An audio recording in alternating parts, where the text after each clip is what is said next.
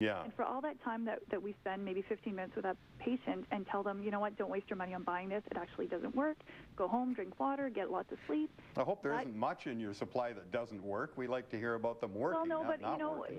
when it comes to pharmaceuticals, there is mass marketing, especially when it comes to over-the-counter products, right? Yeah, so a lot of sure. times, a pharmacist is the person who tells them, you know what, this is probably not what you need. For that patient and that 15 minutes that we spent with them, we get nothing. Yeah. Right. Another thing too, that's my last point. A lot of times when people go to pharmacies, your pharmacist will actually tell you, by the way, if you get this for like 3 months at a time, you'll save 2 dispensing fees. So we actually kind of undercut ourselves, and a lot of people don't realize that as well. And to Susan Eng's point about the seniors holding seniors at ransom, it's not that at all. Like, I don't know any person who would want, especially if you go into pharmacy, your focus is patient care. You wouldn't want to do that. That wouldn't be your focus. Absolutely not. And it's only because seniors are the people who use those services more. Thank you very much for that. Thank you. We have to take a quick break. We're coming back. Don't go away.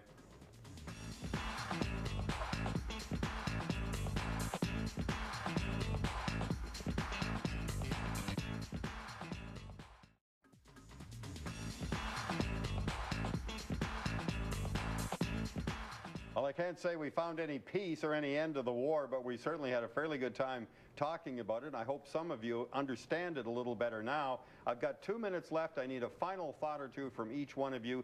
First from you, Ben Shenouda. I would like to say to the public of Ontario that pharmacists are not against reduction of prices, and we are not against elimination of professional allowance. Our main ask is to be fairly paid for the service we provide. If you do not believe us, look what happened in Ireland.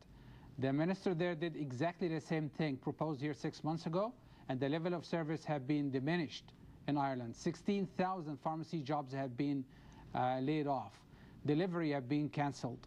Blister pack have been cancelled. All right. Thank you very much for that, Ben. Your final thoughts for this evening, Christine Elliott. Well, from my perspective as a member of the official opposition, I hope that the government will come back to the table and sit down and have a real discussion with the pharmacists about the ramifications of the changes they're proposing and develop a solution that's in the best interest of better health care for all Ontarians. We don't really have many of the details yet, do we? No, we don't. I say that. I ask that of you. I ask that of you too, Susan Eng. We don't, do we? You know, I hear what the government has to say.